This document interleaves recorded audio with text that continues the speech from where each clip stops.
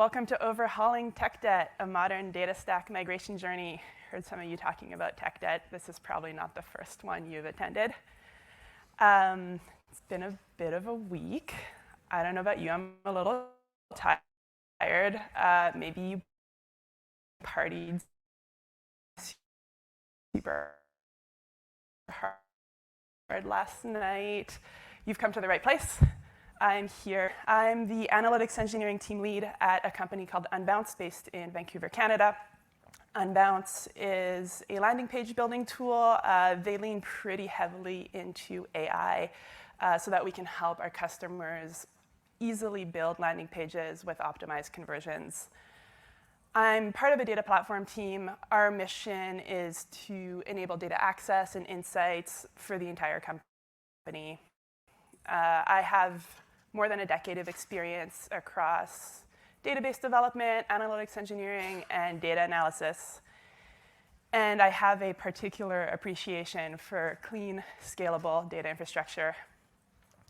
Outside of work, you can probably find me riding bikes somewhere in the mountains or hanging out with my partner and my pet rabbits, Kitty and Grace Hopper. Come find me if you want to talk about bunnies or bikes or business intelligence. So how did I end up here? This journey started with Coalesce in 2021. I attended virtually and was so inspired by how far the modern data stack had come, in contrast to the tooling we were using, which had been built sometime in the early 2010s. We actually couldn't even implement dbt or pretty much any of the other tools that we saw being demoed because our data stack just wasn't even compatible. So I ended up pitching a data warehouse migration for the following year, and we made the decision to dedicate our time and our resources to migrating to the modern data stack. What I want to do today is tell you a little bit about why we made this decision, some of the steps that were involved in getting there, why it took a lot longer than we thought it would, and why for us it ended up still being the right decision. So if you're struggling with tech debt, my hope is you'll walk away from this talk with some clarity on whether a migration is the right decision for you and maybe some tips on how to get there. So let's jump into it. I want to introduce you to what our data stack used to look like. This is a really high-level view of kind of what we had going on. I marked the pain points in pink. There's a lot of pink. We had our data pretty much all over the place. Most of it was in MySQL. We also had some S3 data lakes and a couple Postgres databases. So what that meant was that most of our job was moving data from one place to the other so that we could answer questions. We were using a bunch of different tools to connect our data together. That looked like mostly Python scripts. We wrote a lot of Python scripts. We were using Airflow to coordinate everything. We had a lot of different Git repos, AWS Athena to query S3. We used a tool called Alembic purely to manage our table schema setup. And honestly, the list goes on. There was a lot of tooling, and everything was manual. What that meant was that every time we got any sort of business request, there was a dependency on engineers. Either analytics engineers and sometimes also data engineers were required to answer pretty much every question. It meant if we were bottlenecked and we weren't there to support the analysts, there was some weird stuff happening in Tableau and Mode. I don't think either of those tools were meant to be used as ETL tools, but that's kind of what we did.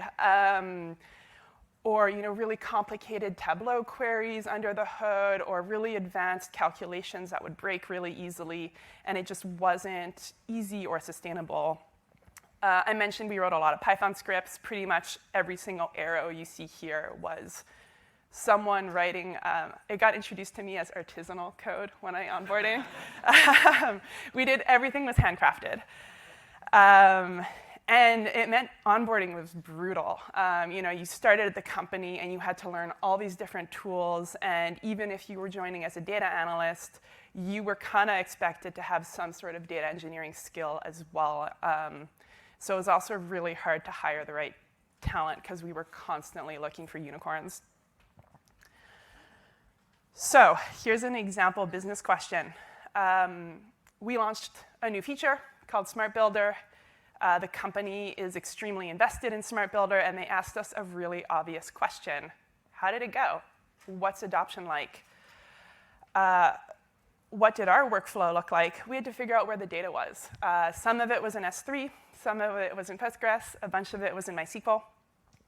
Has anyone here ever used MySQL for analytics? You know my pain. Step one, the data is too big. What we had in S3, our event data, MySQL just couldn't handle it. So we had to think about, OK, how are we going to reduce the data size so that MySQL can handle this and we can query the data. Even then, our queries would time out. So we would spend a lot of time and energy building intermediate staging tables. So purpose-built intermediate tables that were optimized for each question they were trying to answer so that the query would be fast. And so in order to get there for each of these tables, we really thought about, OK, what's my primary key? How am I going to optimize each and every one of these tables for all of this code to run? Manual DDL, so for every table, we had to be really specific in what every column was. Manual orchestration, we had to tell Airflow the dependency between all of these tables, and the output was one Tableau data source. So that took us weeks of work across analytics engineers and data analysts. There were 26 Python scripts that took 2 hours to run, and our output was one Tableau data source. Another example for you is, data outage. We had a 3-day billing platform outage. Everybody was gone for the long weekend. We didn't ingest any raw billing data for 3 days, and then the system started working again, and the data started flowing in. So in our raw data, we had this gap where we just didn't have 3 days of data. And we obviously had to fix this. This took 2 weeks, I think, for myself and our staff data engineer to solve. Why? We had to check a bunch of different repos to figure out what was impacted. Hundreds of tables. I mentioned we had all these staging tables. And one of the ways we optimized performance of these tables was most of them were incremental loads. So all of these tables had issues in them because they were missing the data, and then your incremental job would run.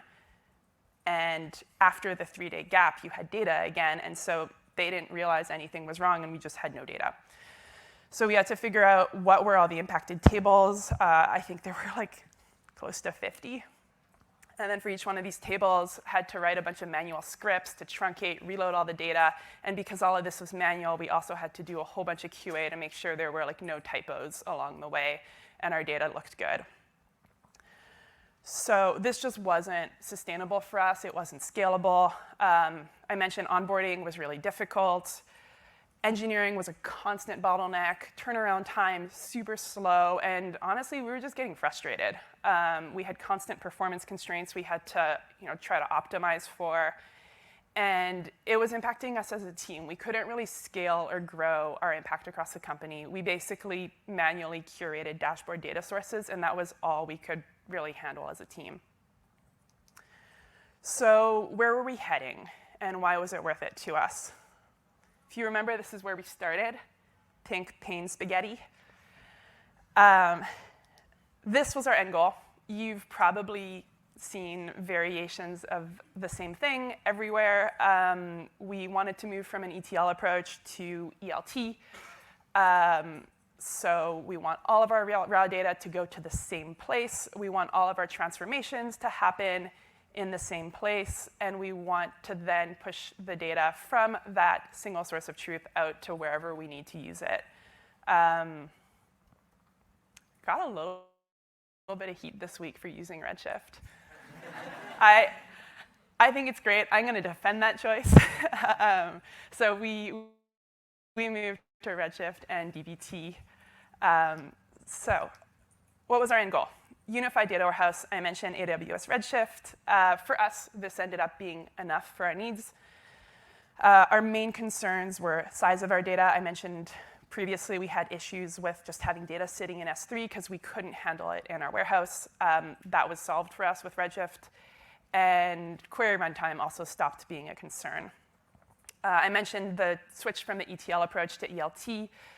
That meant all of our business logic was in one repo. So no more deep dives just to figure out where do I even find the code to answer the question, how is this being calculated?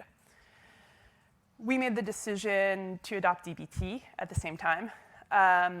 This is actually a short list of the reasons we really like DBT. That list sort of keeps growing. Automated DDL, I no longer have to tell my warehouse exactly what my column types are. It saves me a bunch of time.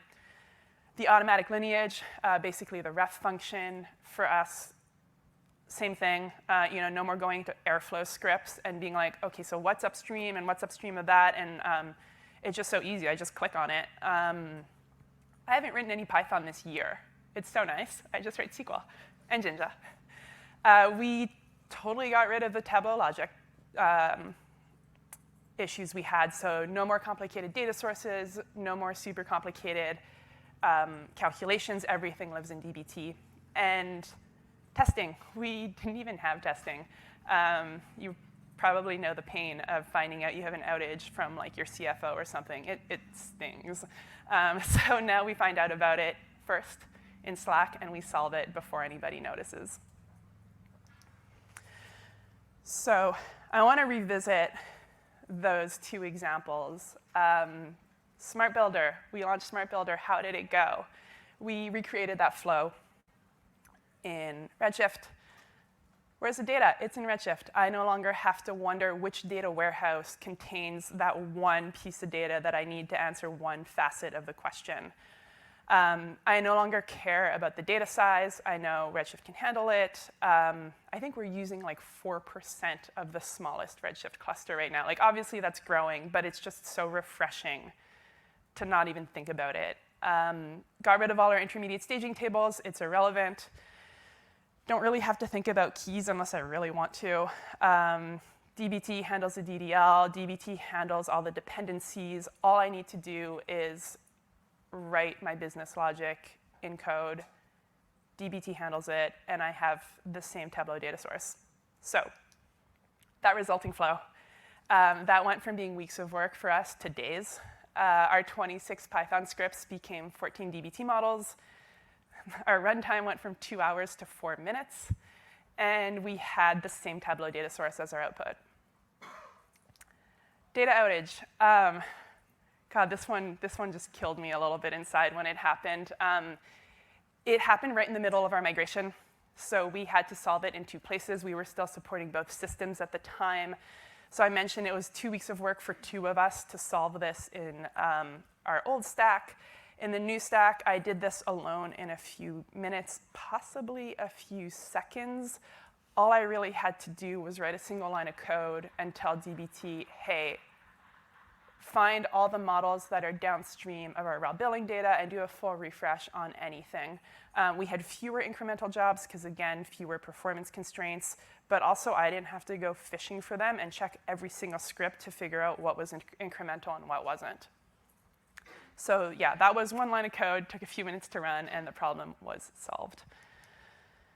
So just from those examples, it's probably pretty clear that this migration was saving us a lot of time, a lot of effort. So what was the journey like to get there? And there were some kind of time-consuming considerations for us along the way that I want to tell you about. Pitching. This one's fun. Convincing someone that we should be spending time and money on doing this. We were kind of lucky. The business was talking about product analytics at the time. There was this huge business goal to understand what are our customers doing. We have all this event data. We're collecting all this event data. What story does that tell about our customers? And we were like, I don't know. It's an S3. We didn't really have the infrastructure to answer those questions without it taking a lot of time, like that adoption example I gave you. So we worked on a POC, a proof of concept, to demonstrate the value to leadership. We were already AWS customers, so spinning up a Redshift cluster was actually pretty easy. That was one of many reasons we liked it. And we added a free dbt developer account to that cluster, and that was enough for us to kind of hit the ground running with the POC. And we picked on two things. One was picking some of our transformation projects, recreating them, and showing how much time that saved, how much simpler the code was, and we were answering the same business question. The other thing we did was look at that S3 data. So essentially, we just wrote a few copy commands and dumped S3 data into Redshift. And that was enough for us to show, hey, look, we can handle this data that previously we couldn't. This is how fast we can query it. And that was really enough for us to demonstrate the value and why we needed to be there. Oops, skipped one. All right, next. Cross-team collaboration. We had 2 or 3 analytics engineers throughout the course of this migration. We were not working in a silo. This was something that we had to coordinate across a lot of teams, and that takes time. Data engineering, of course, we talked a lot with our data engineers about what we wanted this data warehouse to look like. What are our best practices? What are our permissions? This was a very collaborative discussion because we both had wants and needs. They owned and still own that extract and load step, so landing the raw data in the warehouse. And of course, then we own the transformation. We can't really do that independently of one another. And we also push a lot of our data out to external tools, Intercom, Salesforce. These were things we had to coordinate with data engineering as well. How are we going to migrate those outbound loads? We worked really closely with our data analysts. Everything had to get migrated. All of our dashboards, all of our data sources needed to be migrated to the new warehouse. And at the same time, we were onboarding them into dbt and explaining the benefits of putting business logic in dbt and not in this Tableau calculation, please. And so that took a lot of communication and working together as well. We also, I mentioned in the past, we're kind of stuck in this role of being data source builders, but that wasn't our goal. We wanted to serve data to the whole company. So how do we onboard other users? Anyone at Unbounce who is interested in data needs to have access to it. And I mentioned those outbound loads, downstream tools. We needed to make sure those tool owners were not impacted by this migration and they could continue to do their job. Blank slate. We didn't want to just take our old code and copy paste it into dbt. That seemed like it would defeat the purpose of this migration. So we really took the time across analytics engineering and data engineering to think about what can we clean up here. I mentioned a lot of intermediate performance-specific tables. We don't need those anymore. Why create all these extra dbt models and complexity that could just be like a CTE or something? So we significantly cleaned up our code, and we also took the time to identify what wasn't even being used anymore. Legacy business metrics that we just don't care about anymore and nobody looks at. Let's get rid of that. I have kind of a short list of some of the best practices we changed.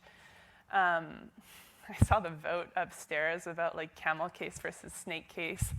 Just say no to capital letters. Okay, Redshift hated it, and it was painful. That was a small victory.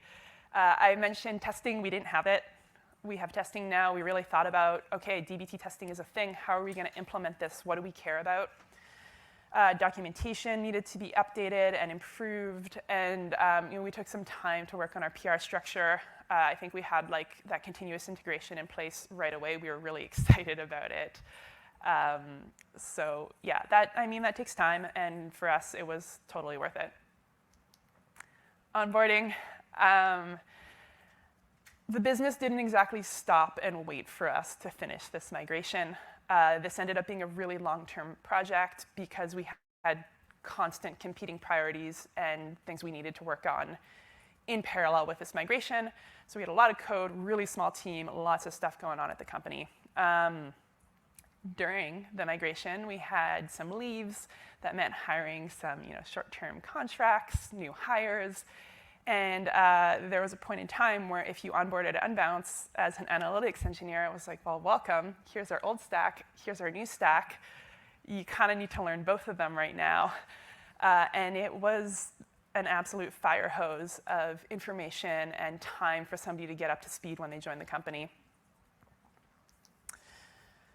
I mentioned the downstream stakeholders.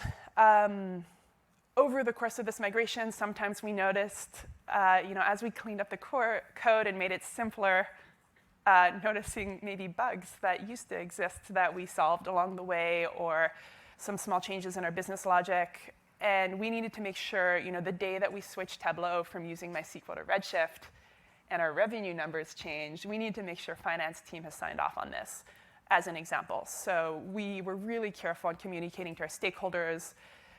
We're swapping out the data source. These are the changes. This is exactly the percentage change you can expect. This is exactly why. Really making sure everybody was comfortable with these changes.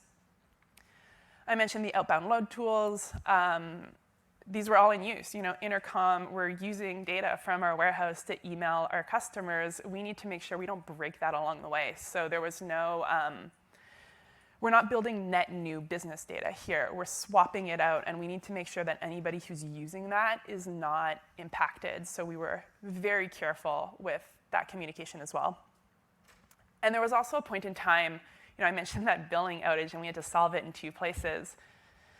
At some point later, we just made the call of, hey, we are not building net new logic in MySQL. Like, we can't keep doing our work in 2 places. This is going to be increasingly deprecated, possibly increasingly broken. And we needed to really communicate the impact downstream of, what is impacted and why, and what can you expect, and when can you expect it to be migrated. So how did it go? This is a little summary of our before and after. We started with 6 data warehouses. That was S3, Postgres, MySQL. We now have 1. We went from 25 MySQL databases to Postgres and 4 S3 buckets that we were pulling data out of into, again, just the 1 database with 24 schemas. I found business logic in 16 different Git repos. It's in 1 now. And we went from almost 450 Python scripts to 70 dbt models. That number continues to go up, and it's been really cool seeing all these scaling talks, because that's definitely next for us. But at the time of the migration, we went from 450 to 70 dbt models. Our overnight job runs, this was actually hard to calculate, even kind of like picking through Airflow. It was several hours per night of data job runs that turned into 25 minutes. And I haven't really mentioned this one because it was a bit of a surprise. Our infrastructure costs went way down. We just assumed, we pitched, this is going to be so much faster, it's going to be so much easier, and we're like, okay, what's that going to cost us? And we were really surprised that it actually was costing us way less than what we were paying for our pain spaghetti. And turnaround time went from weeks to days. I picked on one example of Smart Builder. That was really consistent for us across the board. Any question that was being asked once we had consolidated our data was just so much simpler to answer these questions. I want to dwell on a couple of those stats. That change in job run time was 86% decrease. That's almost 90%. That was wild for us. We were so excited. And cost savings, again, that's a 60% cost savings on something we actually thought was going to cost us money to, get with the program of the modern data warehouse. And that was a surprise cherry on top for us. So, in conclusion, we had way faster job runs, a lot less code, faster turnaround time, costs went down. And I mentioned early on, this engineering dependency of every time we have this business question, we need to get an engineer involved in answering it. That doesn't really exist anymore. The data analysts can just do their jobs. I mean, obviously, we communicate, we work together, we still support them.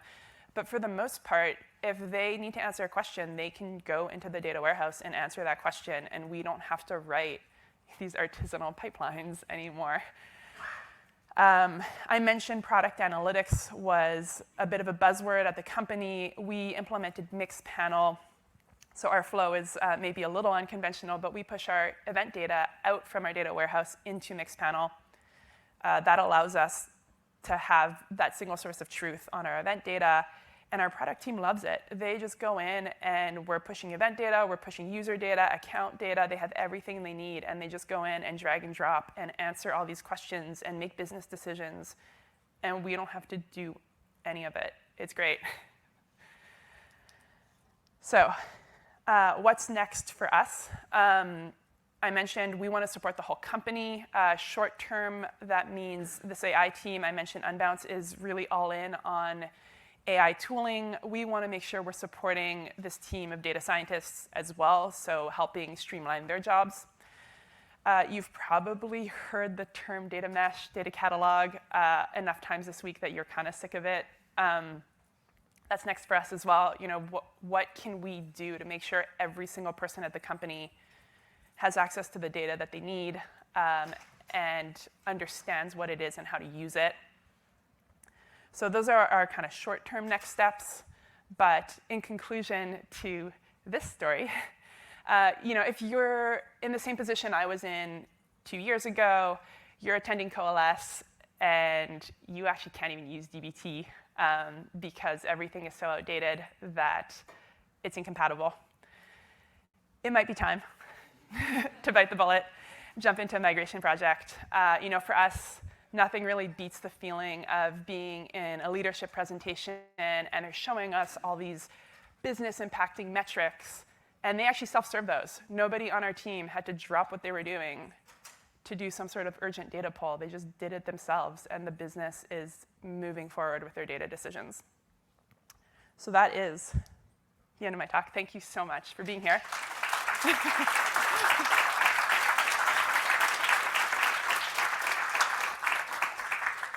I'm going to stick around if you have questions.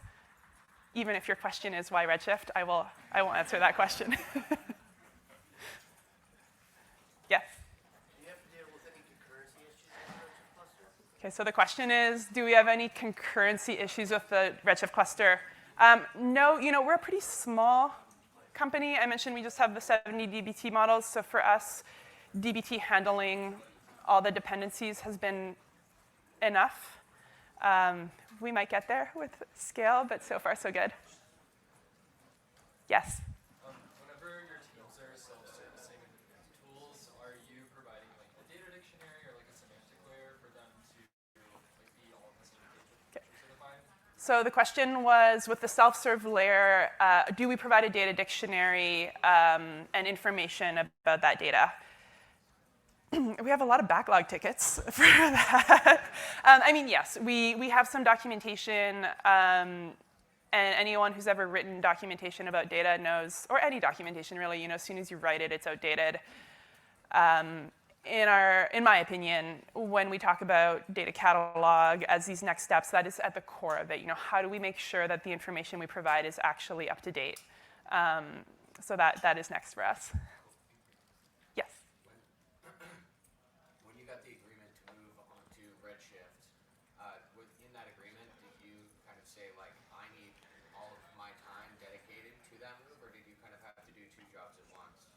So the question was, I'm going to paraphrase, during the migration project, did I get the go-ahead to drop everything I was doing to work on the migration, or did I have to do multiple jobs at once?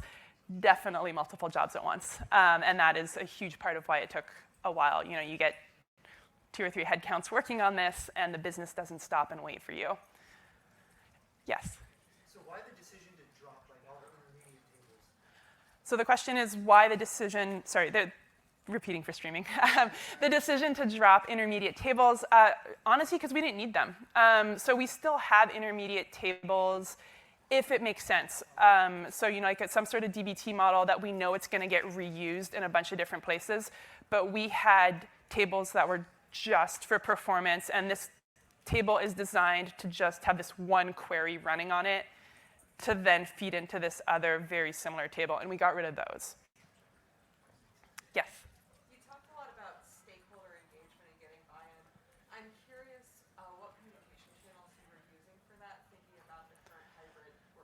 Yeah, so the question was, how did we communicate with our stakeholders?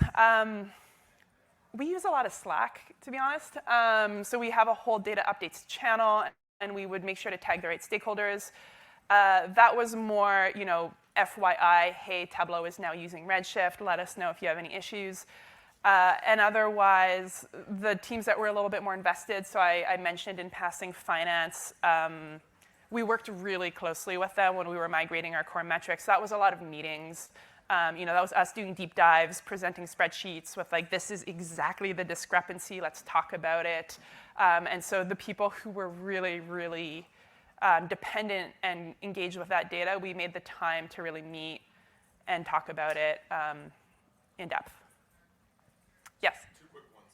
What do you think was the biggest impact on your cost reduction, and then are you still using Airflow? So the two questions were, what was the biggest impact for the cost reduction, and are we still using Airflow? I'll answer the second one first. Yes, that's still how we schedule loading data. And then the cost reduction was mostly the data warehouse costs, less so the Airflow costs.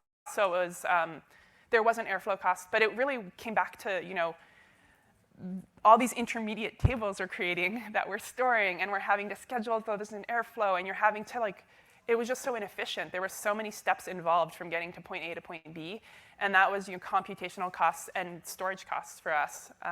And so the biggest switch was just the cost of the Redshift cluster was a lot lower. I would say the Airflow costs and the DBT costs were kind of,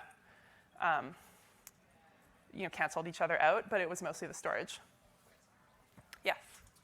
For the mixed panel tab, I guess the trade-off is that it's daily. Yeah, so the question was about how recent our data is in mixed panel. It's actually hourly. So we have that outbound load runs every hour. We could change that. For us, that's been enough to answer the business questions we have. Yes? So, lots of questions. That's good. So you mentioned answering questions about new product features. Yeah. I was wondering if your team is also involved in the data collection process of those product features, basically, and if not, how do you kind of guarantee data quality around data collection? So the question was around data quality in data collection. So you sort of anticipated the first part of the answer, which is no, we're not the ones collecting data. We're more like the stewards, and we make sure it goes where it needs to. We try to get involved with mixed-ish success. I will say, our software developers are a really smart group of people. When they do have questions about how they should be collecting data or the best format, they will loop us in. So, do you want, how should we structure this JSON, or how should we structure this event data so you can consume it? Also, I would say, ever since we implemented mixed panel, they've gotten really good at it because you've got your product manager who's working really closely with the software developers, and that product manager is also kind of our target audience for mixed panels. So it's pretty great because we get removed from that discussion a little bit in a good way. Where the PM knows right away what's the event name, what is it, and they can talk to the designer. They know exactly what it looks like in the UI, and so they know the data in mixed panel, frankly, better than we do. We just make sure it gets where it needs to go, and that we provide information around the additional data we provide, so account information, those flows that we own. But when it comes to what does this exact event name mean, they have quite a lot of ownership over it, and we're there more like mentors if they have more questions. Yes? Oh, sorry. What was your migration strategy? Do you guys lift and shift, or you refactor as you went? So yeah, refactoring, because we just had so much complexity we wanted to get rid of. I'm not... I feel like I just repeated my slide, so I'm not sure if I really answered your question. Because I did see the refactor there. Yeah. I wasn't sure if you guys did that after the migration. No, that was part of it. Yeah, so in the process of the migration, we would look at what business question are we answering with this data model, and then looking at everything upstream of it and cleaning that up and consolidating. I mentioned these 16 repos. As you can imagine, we had some staging tables that kind of looks the same. Got rid of pretty much all of that and just took a really critical look. So it did put the onus on us to really think big as we went through this and think about, okay, here's this intermediate table in this one repo and this other intermediate table, and they're kind of similar but kind of different. Can I make one DBT model that can be reused across a bunch of different places and scale better? And how do you guys manage the data diff? How do we manage the data diff, like the discrepancy from the... So again, we did do a lot of manual deep dives. For the most part, we had parity. The raw data didn't change. And so we did a lot of comparing the old table to the new table. For the most part, it was 100%, and if it wasn't, we could explain it. Yes? Is there anything you'd do differently if you could go back in time? Is there anything I would do differently? I think, emotionally, yes. I really thought this would take less time, and there were moments of why isn't this done yet? And I think just having more patience and acceptance with the process, because really every step of the way, or every time we got delayed in some capacity, it was totally justified. Something was happening in the business that was genuinely more important, and yeah, sure, I really care about the data stack, but I can also look at a new product launch and say, this is really important. We need to talk about this, and we need to prioritize this. And so being a little less rigid in what I think my timeline is going to be and my roadmap. And yeah, so emotionally, yes. And in terms of tooling, honestly, with DBT, not to toot my own horn, but we had a team of really smart people, and I think we kind of nailed the implementation for the size of our company. Obviously, I can see growing and that changing. And we did spend a lot of time antagonizing over what data warehouse to pick. Some folks have planted some doubt in me this week, but we're really happy with Redshift. So I want to say, maybe we should have thought harder about which data warehouse to use, but it works for us, and we're really happy with it. So yeah, the timing and thinking about what the tasks are. There were a lot of pieces where we thought it was going to be really simple to migrate a particular flow, and the scope creep in some cases was a lot. And over the course of the migration, we started to get better at estimating the complexity and being better about anticipating how much work it actually was. Yes? I'm curious to know if you faced any pushback from other data teams or other people on the data team during this migration. Okay, so the question was around pushback from other data teams. Really early on, I found I heard this expression once years ago when I was onboarding at a different company, and the expression was respect what came before. So the notion is, you could start at a new company and see a pile of tech debt, and you have two options. You can be like, what a bunch of idiots, why did they do it this way? And that's not helpful, because really the people who came before you were really smart. They were doing the best with what they had at the time. And so, starting at this company, and I didn't really talk so much about my tenure at the company, but my pitch came really shortly after I started there. And I would say, don't insult the data engineers who built the system in 2012 or whatever it was, because we can look at it now and be like, oh my God, I referred to it multiple times as pain spaghetti. But at the time, it was great. And so I found I wanted to be respectful and say there's a better way. That doesn't mean this is bad work. It's just time to migrate. And so I did see kind of Slack history of people approaching it with maybe a little bit less tact. And what would happen was your data engineers would be like, I worked really hard on this. I don't want to migrate. This was years of work. So yeah, being really careful with respecting everybody at the company who built what you're migrating away from. Yes? What do you do with all your free time now? What do I do with all my free time? Ride bikes. Just kidding.